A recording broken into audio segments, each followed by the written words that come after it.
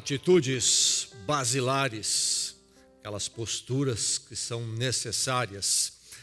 A segunda carta do apóstolo Paulo pode ser intitulada dessa forma, sobre atitudes basilares, uma carta sobre atitudes basilares. Vamos continuar sendo abençoados por esta carta nesta noite. Nas Escrituras temos duas cartas do apóstolo Paulo a Timóteo, então duas, 1 Timóteo, 2 Timóteo, e nós vamos continuar focando em 2 Timóteo, ali mais do meio para o fim do Novo Testamento. Então, a carta do apóstolo Paulo a Timóteo, este personagem que participou desde a juventude da equipe do apóstolo Paulo, a essa altura já é um pastor de experiência, mas ainda recebendo orientações do apóstolo Paulo. Nós vamos hoje focar no capítulo 1, do verso 13 ao verso 18, 2 Timóteo 1, 13 a 18. Temos um verso nesta carta que tomamos como um verso de destaque, um verso-chave. Vamos dizer esse verso juntos. Deus não nos deu espírito de covardia, mas de poder, de amor e de equilíbrio. Então, coragem, muita coragem. Mas essa coragem, na forma cristã, envolve poder, envolve também amor, envolve equilíbrio. Falando em atitudes basilares, é preciso coragem, não pode haver covardia, porque o desafio é se abandonar as atitudes basilares. Muito bem, segunda carta do apóstolo Paulo a Timóteo, recordando novamente aí o pano de fundo, o cenário em que a carta está inserida, porque isto sempre nos leva a ouvir esta carta de uma forma diferente e apreciar o que está nela com uma atitude muito específica. Já falamos, o autor é o apóstolo Paulo, então uma das colunas da Igreja de Jesus Cristo. O apóstolo Paulo, a sua origem era da cidade de Tarsus, que hoje fica na Turquia. Na época pertencia à cultura grega, era um centro de cultura grega muito forte, filosófico. E ele então cresceu naquela cidade e certamente já ali adquirindo uma vasta cultura. A mãe dele é judia, ele vai para Jerusalém para a sua formação, poderíamos talvez chamar nos nossos dias, não é? A formação já no nível universitário. Ele estuda com Gamaliel, ou debaixo dos pés de Gamaliel, isto é, deste grande mestre, isto é equivalente mais ou menos a ir a um grande centro e estudar uma das melhores universidades. Então, Paulo é este homem de uma grande cultura, conhecimento, e que se destaca no judaísmo lá em Jerusalém, em liderança, e se torna um perseguidor ferrenho dos cristãos da Igreja de Cristo. Inclusive, prendia-os, levava-os à cadeia. E numa seus empreendimentos contra a igreja, quando ele sai de Jerusalém para ir a Damasco, que temos até hoje essa cidade de Damasco, na Síria, nesta viagem Deus intervém na vida dele. Deus tem um plano para ele, Deus o quebra ali no caminho. E só dessa forma este homem, que era tão resistente, avesso ao Evangelho, considerava ele o Evangelho uma deturpação total do judaísmo. Então Deus o quebra naquela viagem. Paulo então finalmente se rende à verdade de Jesus Cristo. Deus tem um plano para ele, diz ali já, e um plano grande para ele, ser um emissário do Evangelho para o povo não judeu, chamados gentios. Isto então se dá por volta do ano 34, a conversão do apóstolo Paulo. Depois ele passa alguns anos daquilo que chamaríamos de obscuridade. Ele vai a Damasco, depois ele acaba retornando e passando muitos anos em Tarsus. E chega um momento quando alguém lembra dele. Os cristãos perseguidos em Jerusalém se espalharam e foram para uma cidade também chamada de Antioquia, não ali muito longe de Tarsus. E um homem ali, o líder daquela igreja, chamado Barnabé, a igreja dos cristãos que saíram de Jerusalém, lembra-se de Paulo, e a igreja precisa de ajuda, precisa de liderança, precisa de ensino. Ele vai buscar Paulo em Tarsus e traz para Antioquia. E Antioquia a igreja recebe do Espírito Santo a direção para separar Paulo e mais alguns para missões, para ir para campos onde o evangelho não era conhecido, anunciar o evangelho. E aí Paulo se torna então o grande protagonista desse empreendimento, e o livro de Atos é a história em grande parte sobre esses empreendimentos missionários apostólicos de Paulo. Ele vai empreender 3 viagens missionárias, todas elas narradas no livro de Atos. E ele sai sempre de Antioquia, a igreja base, faz um percurso e retorna à igreja. Assim ele faz a primeira viagem, depois a segunda, depois a terceira. E procurando estender o território. Na primeira viagem ele vai apenas à Ásia Menor, que seria toda a Turquia hoje. E ele passa por uma cidade chamada Listra ali. E quando ele passa nessa primeira viagem, entre 47 e 48, em Listra, ele prega o evangelho. O texto de Atos não deixa muito claro, mas podemos entender assim, que ali, naquela viagem, quando ele passa em Listra, entre os convertidos em Listra, está a família de um jovem, bem jovem, chamado Timóteo. E a sua mãe se converte, a sua avó, e são citadas aqui no livro, na segunda carta. E Timóteo, então, ele tem conhecimento do evangelho. Paulo vai embora, fica uma igreja em Listra, e ele volta numa segunda viagem, agora entre 49 e 52, e ele passa por Listra novamente para reanimar a igreja ali. E quando ele passa por Listra com seus companheiros da equipe missionária, incluía Silas, e mais à frente nós temos a inclusão de Lucas e outros, enfim. Quando ele passa por ali, este jovem que havia se convertido na primeira viagem, incorpora a equipe de Paulo. Isto então entre 49 e 52. E vai caminhar com Paulo, vai ser treinado para ele, para o ministério, e vai se tornar um grande braço apoiador do ministério de Paulo, a serviço dos projetos missionários dele. Então assim aqui Timóteo se ajunta a Paulo, e Paulo continua o trabalho. Bem, esse ajuntar de Timóteo com Paulo entre 49 e 52. No ano 60, o apóstolo Paulo é preso em Jerusalém e levado para Roma. Como ele tinha a cidadania romana, além de ser um judeu, ele tinha o direito de responder o processo junto ao imperador, e ele exige esse direito, e ele é levado para Roma para ser julgado lá. Ele fica numa prisão domiciliar. Atos termina com essa prisão de Paulo, narrando essa prisão. Atos capítulo 28. Uma prisão domiciliar, ele responde ao processo e sai livre, é liberto. E ele volta aos seus empreendimentos apostólicos de pregar o evangelho onde ainda não havia sido pregado e orientar as igrejas que já tinham surgido das viagens missionárias dele. E ele volta a ser preso por volta ali do ano 64, 65.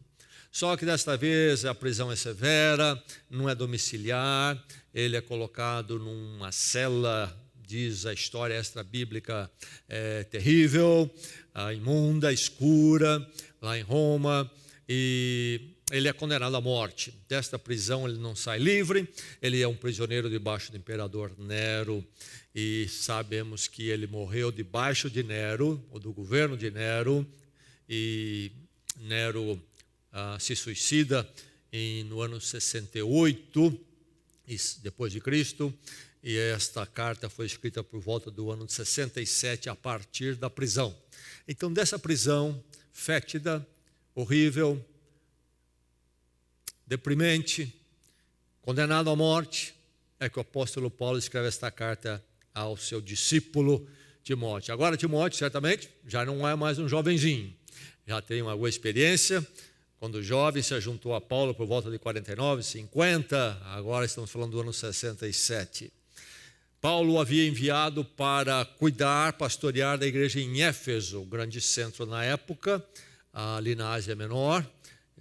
Você pode visitar Éfeso até hoje, nas ruínas, estão muito bem escavadas, você pode andar pelas ruas, é muito interessante. Mas enfim, ele foi para lá, enviado por Paulo, e lá ele está. E Paulo escreve para Timóteo.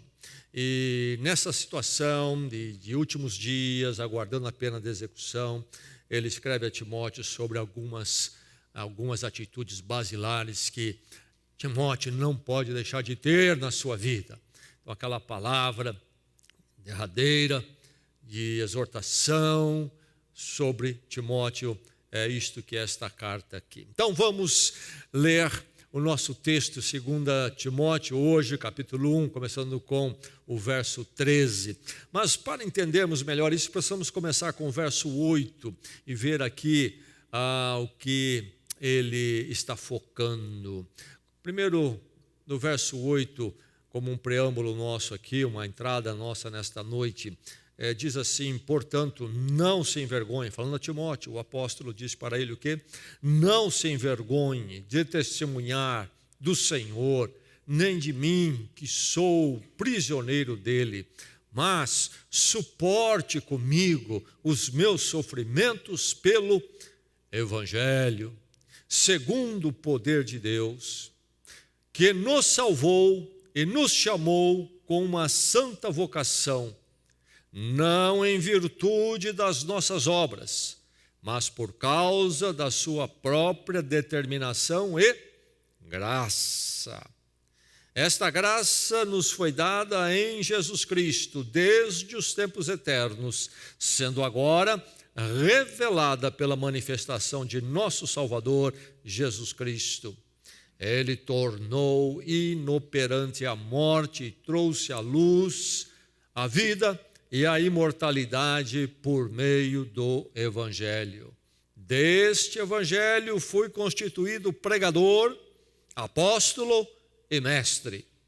Por essa causa também sofro, mas não me envergonho, porque sei em quem tenho crido e estou bem certo de que Ele é poderoso para guardar o que lhe confiei até aquele dia. Então aí está esse texto, falando da postura de Paulo, que ele passa para Timóteo, qual é a postura dele nessa hora tão difícil, e veja que é um texto sobre o Evangelho. Temos a palavra Evangelho aqui pelo menos 3 vezes, e ele dá um resumo do Evangelho, na verdade. Diz ele, meus sofrimentos pelo Evangelho, segundo o poder de Deus, não poder humano, poder de Deus. Que esse Evangelho que nos salvou, continua ele no verso 9, e nos chamou para uma santa vocação, não em virtude das nossas obras, nossos méritos, mas por causa da sua própria determinação e graça de Deus em Cristo. Esta graça, continua ele, nos foi dada em Cristo Jesus desde os tempos eternos, um plano de Deus já da eternidade, sendo agora, diz o verso 10, sendo agora essa graça não é revelada pela manifestação de nosso Salvador Jesus Cristo. Isto é, Cristo nasce e entra na história. E aí diz mais, ele tornou inoperante a morte e trouxe à luz a vida e a imortalidade por meio do Evangelho. Então aí está o resumo dele do Evangelho. O verso 11 diz que ele foi constituído, não é, neste Evangelho como pregador, apóstolo e mestre. Mas ele sofre por causa do Evangelho, mas tem essa confiança e ele tem o tesouro guardado pelo Senhor. Agora o nosso texto, então, vamos ouvir a palavra do Senhor e recebê-la, a partir do verso 13, entendendo que Paulo falou tudo aqui antes, e que a palavra do Senhor aqueça o seu coração nesta noite, firme na sua peregrinação na fé, uma noite tranquila, calma que aqui temos, mas não se esqueça que se a história pode ser definida como uma linha, este é mais um ponto nesta linha que ruma para a eternidade com o Senhor. Que Deus edifique a sua vida nesta noite. Ouça a palavra, o que Paulo diz a Timóteo e diz a mim e a você. A palavra de Deus falando, verso 13. Retenha com fé e amor em Cristo Jesus o modelo da sã doutrina que você ouviu de mim. Quanto ao que lhe foi confiado, guarde-o por meio do Espírito Santo que habita em nós. Você sabe que todos os da província da Ásia me abandonaram, inclusive Fígelo e Hermógenes. O Senhor conceda misericórdia à casa de Onesíforo, porque muitas vezes ele me reanimou e não se envergonhou por eu estar preso. Ao contrário, quando chegou a Roma, procurou-me diligentemente até me encontrar. Conceda-lhe o Senhor que naquele dia encontre misericórdia da parte do Senhor. Você sabe muito bem quantos serviços ele me prestou em Éfeso. Mais uma vez esse texto. Retenha com fé e amor em Cristo Jesus o modelo da sã doutrina que você ouviu de mim. Quanto ao que lhe foi confiado, guarde-o por meio do Espírito Santo que habita em nós. Você sabe que todos os da província da Ásia me abandonaram, inclusive Fígelo e Hermógenes. O Senhor conceda misericórdia à casa de Onesíforo, porque muitas vezes ele me reanimou e não se envergonhou por eu estar preso. Ao contrário, quando chegou a Roma, procurou-me diligentemente até me encontrar. Conceda-lhe o Senhor que, naquele dia, encontre misericórdia da parte do Senhor. Você sabe muito bem quantos serviços ele me prestou em Éfeso.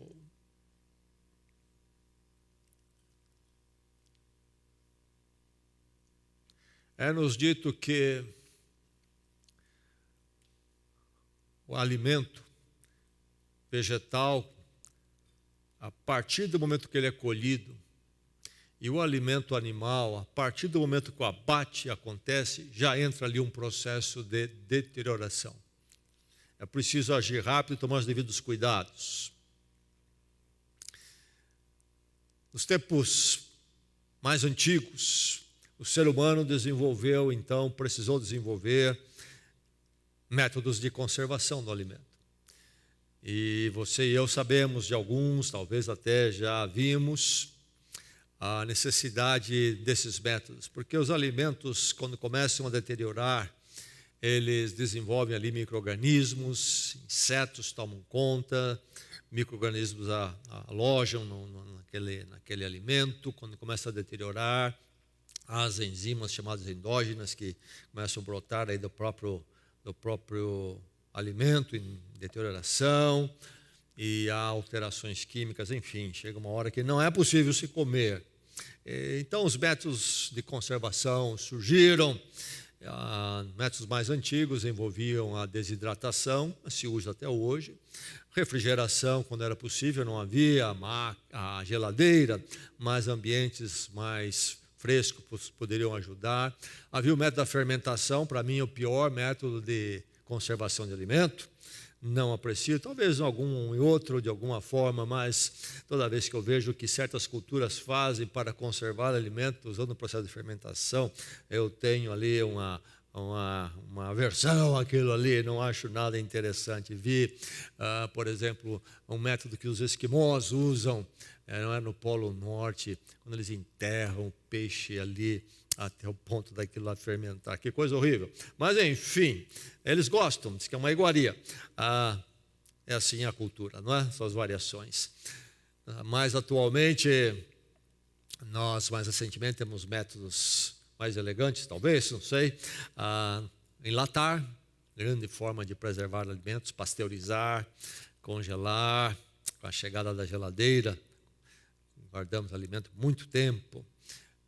Irradiar, a radiação também é muito usada para conservação. Banhar-se, por exemplo, uma maçã com radiação, isso atrasa muito a deterioração dela. E também aditivar, todos nós sabemos aí, os conservantes. Enfim, grande preocupação da deterioração do alimento, porque ele deteriora se não for vigiado e cuidado. Mas deixe-me dizer que não é somente alimento que deteriora, ideias deterioram. Ideias se estragam, ideias se alteram para pior. O Evangelho podemos colocar no campo das ideias. E o Evangelho também é suscetível a isto. Não o Evangelho verdadeiro nas mãos de Deus, mas no uso nas mãos dos homens. O Evangelho pode entrar num processo de deterioração. Tem acontecido isso no passado, nos nossos dias vemos de uma forma muito acelerada, em grande parte do campo chamado cristão, uma deterioração do Evangelho. E aqui está o apóstolo Paulo escrevendo esse trecho a Timóteo, preocupado com isto, com essa deterioração do Evangelho, tão fácil de acontecer. E lembre-se disso, às vezes as pessoas ficam abismadas, surpresas, até levantam dúvidas com relação ao Evangelho, porque há tantos erros, há sempre um debate, acha, mas isso cria muita divisão, quem está com a verdade. Isso não é novidade. Desde os primórdios já havia ação maligna para confundir, alterar, deteriorar o Evangelho, desfigurar o Evangelho. A luta pela verdade na história da humanidade é sem fim, porque o mal e o erro, a mentira, quer prevalecer. E não é só no campo do Evangelho. A luta pela verdade é desde a história do início da humanidade. E assim é a fé cristã também. Enfim, o Evangelho precisa ser conservado na sua vida, na minha vida, na vida da igreja do Senhor Jesus. É preciso conservar o Evangelho. Precisamos verificar que ele não se deteriore. As influências vêm, lideranças, ideias começam a surgir. E deixe-me dizer que o pior ataque não é de fora. O pior ataque em deteriorar o Evangelho, alterá-lo, desfigurá-lo, torná-lo impotente, inclusive, é de dentro do campo cristão sempre. Não é lá fora. Mesmo porque quando vem de fora é fácil de identificar. Quando você tem um inimigo que põe a bandeira no mastro e põe o uniforme contrário, você sabe que é inimigo e você já reconhece. Mas o apóstolo Paulo vai falar a sua segunda carta aos Coríntios, que Satanás se transforma num anjo de luz, atrativo, e é dentro dos campos do Senhor que ele procura penetrar. Pessoas que têm ascensão, pessoas que têm certas evidências, até lideranças, começam a desviar dentro das igrejas, e porque está dentro, é fácil de arrebanhar pessoas para as ideias que deturpam o Evangelho. É preciso vigiar nesses tempos nossos de mídia, em que você ouve todo tipo de gente falando. É preciso conhecer o Evangelho e conservá-lo. Se você não conhecer, você vai ser presa de deterioração que está no ar. E se você, além de conhecer, não lutar para conservar, você vai abraçar aos poucos uma forma de Evangelho em putrefação, estragado. É preciso conservar o Evangelho ao chamar da palavra de Deus para mim e você. Porque se perdemos o Evangelho, como é que vamos ficar? O que sobra? O que sobra? O que é conservar o Evangelho? Conservar o Evangelho é você guardar o original, aquele Evangelho primeiro. Se o Evangelho é a verdade, ele não precisa ser melhorado, alterado, nem burilado por ser humano. Se ele é a verdade. Agora, se ele não era, e ele era cheio de erros do início, talvez seria o caso. Mas como vamos confiar em algo que precisa ser moldado à nossa própria inteligência? O Evangelho foi dado de uma vez por todas. Este é o ponto das Escrituras. Este Evangelho que temos aqui foi nos dado de uma vez por todas. Provavelmente, se você está num curso universitário, os livros que você está lendo lá hoje e são tidos como grandes tratados de conhecimento, daqui 15, 20 anos não vão ler mais, vão ser considerados ultrapassados. Não é assim o Evangelho. Através dos séculos, ele chega a nós, sempre relevante como a única resposta que nós temos da graça de Deus. E fora dele não há mais nada nisto. Aqui diz o apóstolo Paulo que Timóteo precisa guardar este modelo da sã doutrina que você ouviu de mim. Aquilo que você ouviu de mim, Timóteo. Por que de mim? Porque ele é um apóstolo. Jesus Cristo estabeleceu os apóstolos. O apóstolo não é apóstolo pela sua própria vontade. Há uma conversa de apóstolos nos nossos dias. Eis já aí uma coisa, você presta atenção.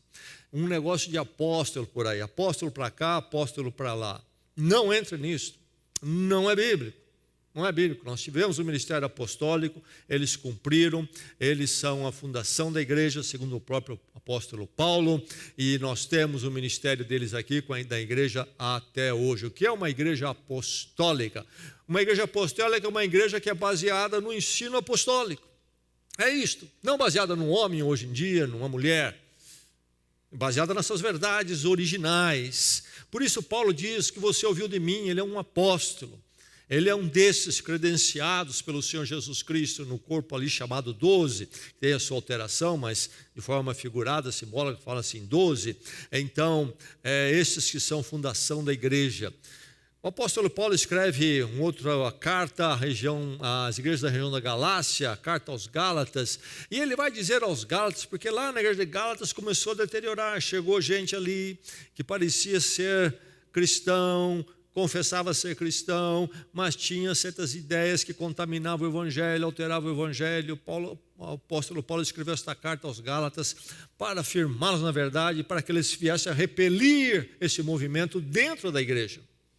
E ele vai dizer para eles, olha, mesmo que um anjo do céu venha e anuncie a vocês algo diferente do que nós já anunciamos, seja anátema, seja amaldiçoado. Ele fala um anjo do céu. Ele faz essa figura de linguagem exagerada aí para marcar bem o ponto. Não há o que mudar. Não há o que mudar, porque é apostólico, é definitivo, você ouviu de mim. É preciso proteger isto. Por isso que ele vai dizer no verso 14, Timóteo, o que lhe foi confiado, guarde-o. O que lhe foi confiado, guarde-o. E o verbo aqui guardar é, por exemplo, defender um castelo de ser saqueado. Não deixem saquear. Não deixe saquear, vão retirar o que tem aí, vão empobrecer, vão alterar até. Então, guarde, Timóteo. É preciso, então, ficarmos vigilantes nesta forma de manter, não de guardar no sentido de pôr lá numa prateleira e está guardado, esquece de fechar a porta, não é isto, mas no sentido de proteger, como se protege uma propriedade de ser saqueada. Mas ele diz no verso 13 também, retenha a sã doutrina. Veja só, a sã doutrina, ou as sã palavras, palavras que não são doentes, não estão deterioradas. Veja só o jogo de ideia, conservar, isto é, a doutrina que está conservada, o evangelho está preservado, não está se estragando ou se estragou. Você retenha isto, e o verbo reter é ter, no sentido de possuir. Veja que você possui, você toma posse desta doutrina, formas de nós guardarmos o evangelho original recebido de uma vez por todas, a verdade do Senhor que não evolui, que não precisa evoluir porque é a verdade. E aí então impedir essa deterioração, a sã doutrina, manter ela sã, não deixar ela ficar doente, começar a se estragar, começa a se mexer, começa a se alterar, enfim, vai ficando pior e pior até que o momento é imprestável, não serve para nada. É preciso guardar o original então, não na nossa força apenas, porque é uma batalha espiritual. As hostes infernais trabalham contra o evangelho, desde os dias do apóstolo Paulo até os nossos. Nós precisamos fazer isto na dependência do Espírito Santo, diz o verso 14, por meio do Espírito Santo. Então, é uma batalha espiritual de uma dimensão até cósmica. Precisamos prestar muita atenção a esta obra de Deus em resgatar o ser humano caído, a sua criação caída. Jesus Cristo vindo e rompendo na história humana. E aí esta obra de graça e misericórdia que é realizada na sua vida e morte, e depois a ressurreição. E Paulo canta tudo isso nesse resumo maravilhoso que ele faz aqui nos versos anteriores. Precisamos guardar isso, porque se perdermos isto, não há outro igual nem parecido. E nada e ninguém pode fazer isso igual.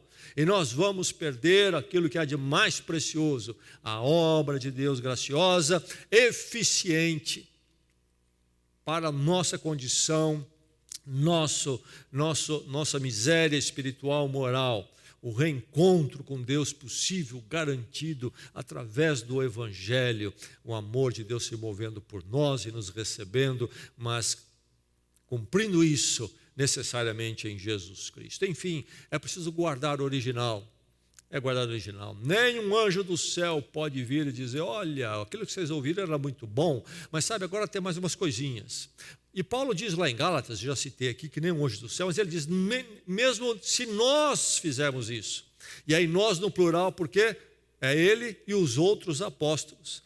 O que ele está dizendo: olha, eu preguei o evangelho para vocês na região da Galácia. Se daqui uns 6 meses, 1 ano, eu volto, olha, tem uma revelaçãozinha nova agora, mudou um pouco, aumentou um pouquinho. Ele diz: nós também sejamos anátema, amaldiçoados, nem nós. Porque se nós fizermos isso, quer dizer que quando nós pregamos no primeiro momento, pregamos o erro, o engano. Não pregamos a verdade plena. Conserve o evangelho, presta bem atenção nisto. É preciso guardar o original e resistir à infidelidade. O apóstolo Paulo muitas vezes faz isso nos seus escritos, ele traz alguns exemplos concretos. Depois de colocar a ideia na sua forma abstrata, ele traz algum exemplo prático. Resistir à infidelidade. Por que resistir à infidelidade? Porque gente deteriorando o evangelho não falta. Gente que quer comprometer o evangelho não falta, até mesmo na nossa própria igreja, escorregando um pouquinho para lá. E querem companheiros. E se alguém de uma certa afluência em termos de fala e ensino, vai para a mídia, aí se torna poderoso, põe um holofote em si mesmo. E as pessoas começam a ouvir. E o problema é que, em geral, não se vem com uma negação do evangelho. São pequenas mudanças, e quando se percebe, se está muito longe. É preciso resistir à infidelidade.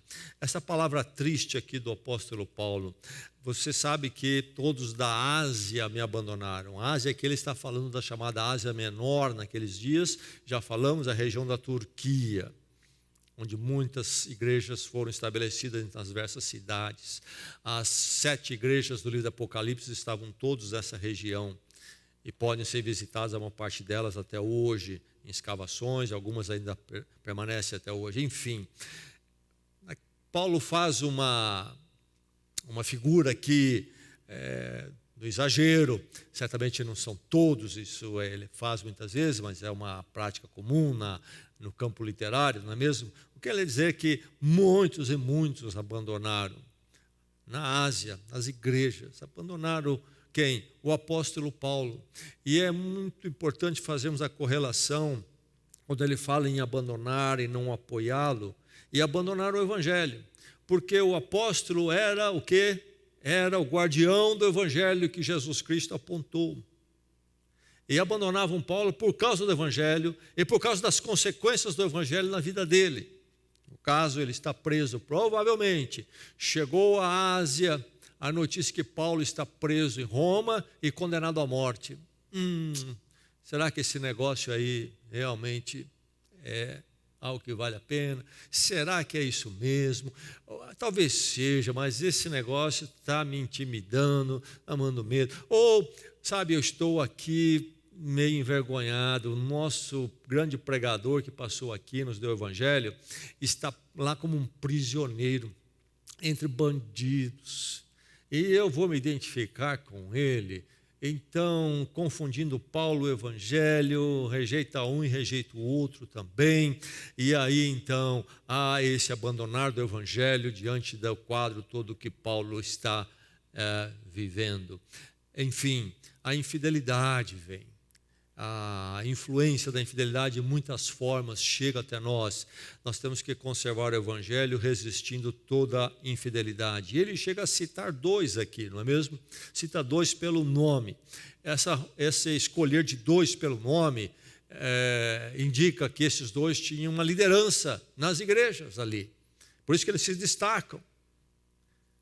Fígelon e Hermógenes, inclusive eles, líderes, quem sabe eram pastores em igrejas, abandonaram, diante do quadro de Paulo principalmente, abandonaram o Evangelho e partiram para a infidelidade. Paulo traz isto aqui como advertência a Timóteo: Timóteo, cuidado, não caminhe com gente assim, não adote a atitude deles. Isto pode influenciar, porque vemos alguém aqui e ali sendo infiel ao Evangelho, abandonando o Evangelho, e se for alguém de liderança, então, aí nós ficamos suscetíveis mesmo. Lá o líder tal, veja só, caiu, foi, não está mais, aí o impacto é grande.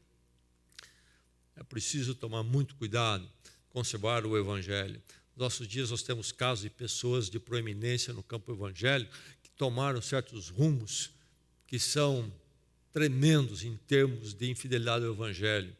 E alguns adotando ideias terríveis, que até levam-nos a desacreditar, ficarmos desacreditados do Evangelho. É preciso tomar cuidado, sempre houve isto. E o diabo opera isso. Agora, é preciso conservar o Evangelho em nós mesmos, guardarmos para que isso não aconteça em nós, a infidelidade. E mais, Paulo vai caminhar mais do exemplo concreto, nos mostrando que nós devemos nos moldar na lealdade. Nós devemos nos espelhar naqueles que são fiéis, leais, perseverantes. Ele traz aqui a figura de um homem chamado Onesíforo. Diz ele no verso 16: Onesíforo não se envergonhou de mim.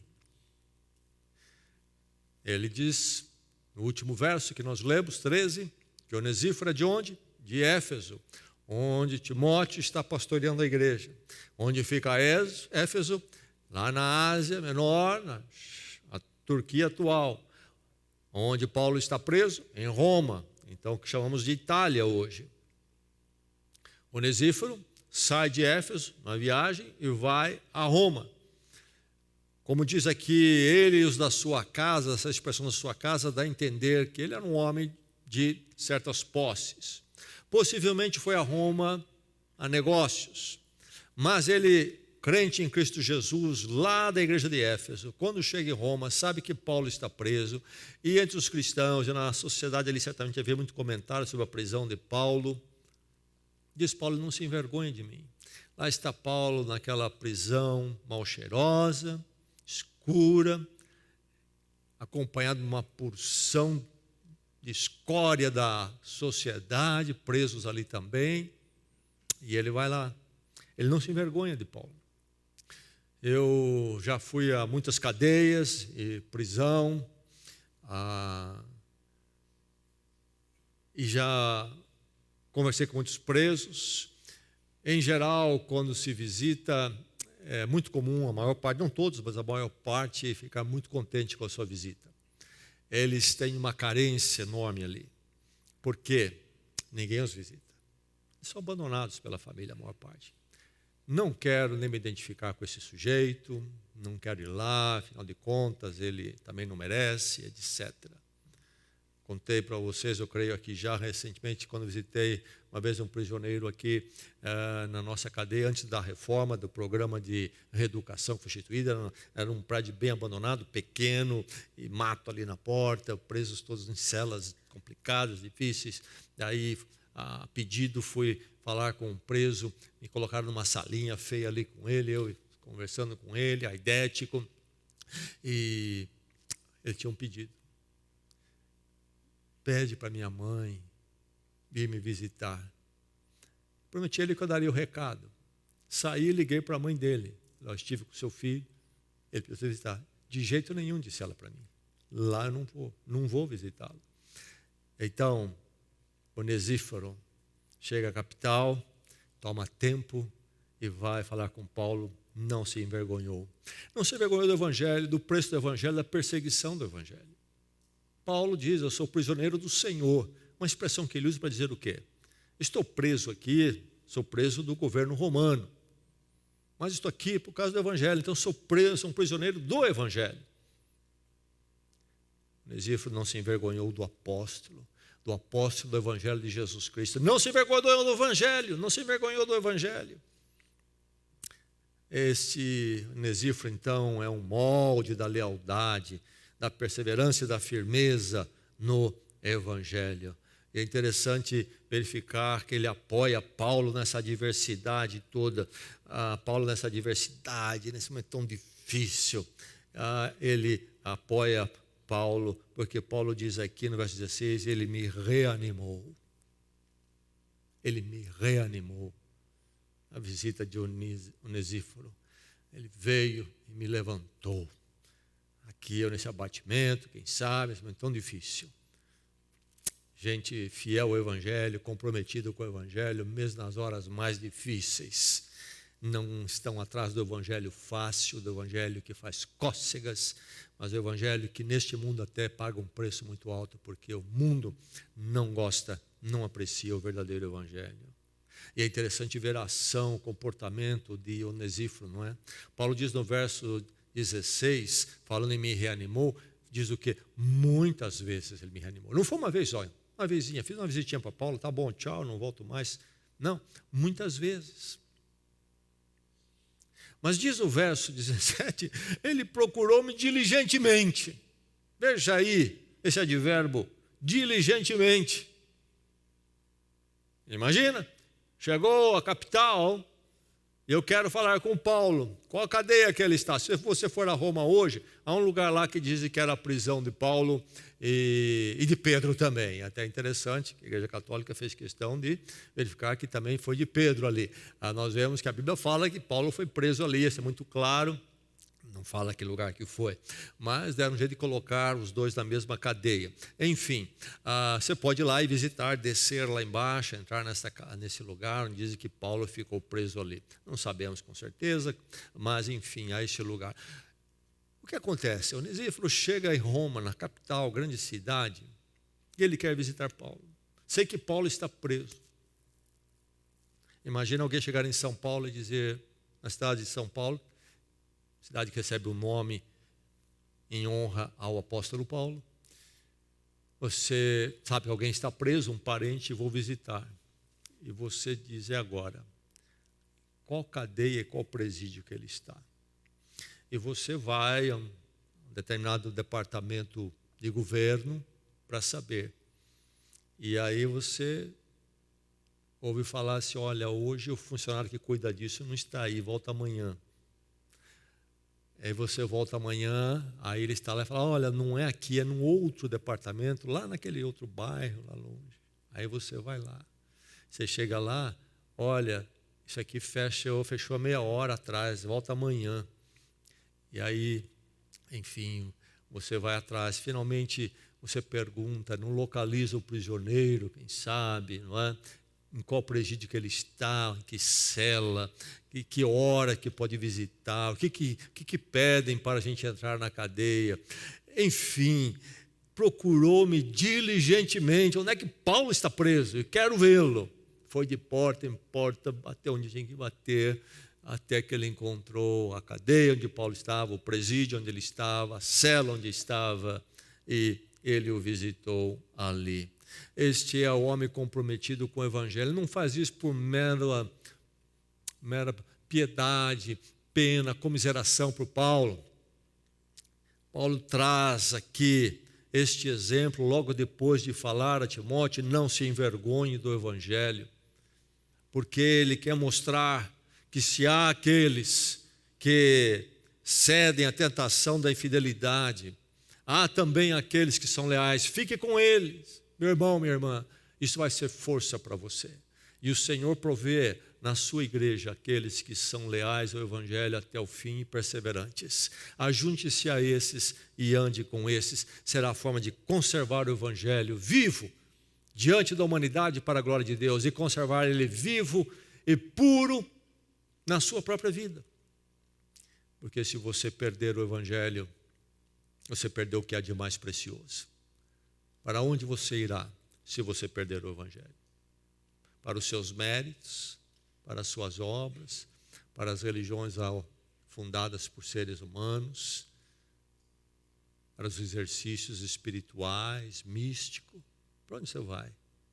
Ou para o niilismo, não há nada, acabou tudo, a vida não tem nenhum significado, sentido. Como é que a gente faz com o nosso mal-estar íntimo, espiritual? Como é que a gente resolve isso? Enfim, não perca o Evangelho. Conserve-o na sua vida, na sua casa, na sua família. Mas o Evangelho pode deteriorar se não for conservado, alterado. E versões, então, alteradas vão correr por aí, seu coração ser envolvido. Em 1962, faleceu um teólogo e eticista, especialista em ética, muito conhecido nos Estados Unidos. Lecionava na famosa universidade lá de Yale, autor de muitos livros. O nome dele era Richard Niebuhr. Ele escreveu um livro muito conhecido, Cristo e a Cultura, mas é um livro que ele escreveu cujo título é O Reino de Deus na América, ou se preferirmos, O Reino de Deus nos Estados Unidos. E ele tem uma seguinte colocação, que ele faz em 1962, porque ele já antevia para onde as coisas estavam indo. A colocação dele é assim, falando sobre a tendência cristã religiosa já naqueles dias. Um Deus sem ira, trouxe homens sem pecado para um reino sem julgamento, através de ministrações de um Cristo sem cruz. Essa é a direção para onde as coisas estão caminhando. E haveremos em cima dessa tendência criar uma grande fé que agrada a todos e une a todos. Porque foi eliminado o centro do Evangelho que Paulo chama de escândalo da cruz. A cruz escandaliza o ser humano no seu orgulho, na sua exaltação de que ele é suficiente, de que ele é puro, que ele é bom, que ele pode se tornar perfeito. Vem à cruz e diz, não, você está falido, escandaliza. E aí então, o que se busca? Um Deus sem ira, que traz homens sem pecado para um reino sem julgamento, através de ministrações de um Cristo sem cruz. Eu fico abismado de ver aí nessa infinidade de pregação que rola, onde não se menciona, mesmo os melhores pregadores não mencionam cruz. Pecado, então, é palavrão, ninguém pode falar de pecado. Nós temos problemas psicológicos com pecado. Vamos fazer pregações que são mais motivacionais. O que nós precisamos é de paninho quente, com pressa. Isso está adentrando as igrejas. Toda uma negociação com ideias humanas. Meu irmão, minha irmã, conserve o Evangelho, que essa igreja sempre conserve o Evangelho. Porque se nós perdermos, sobra uma água choca e morna, que afaga o nosso ego e não resolve o nosso maior drama, o encontro com Deus para todos sempre na sua graça. Que o Senhor, no meio desta semana, nesta noite, nos firme nesse Evangelho maravilhoso. Obra de Deus e somente obra de Deus. Oremos.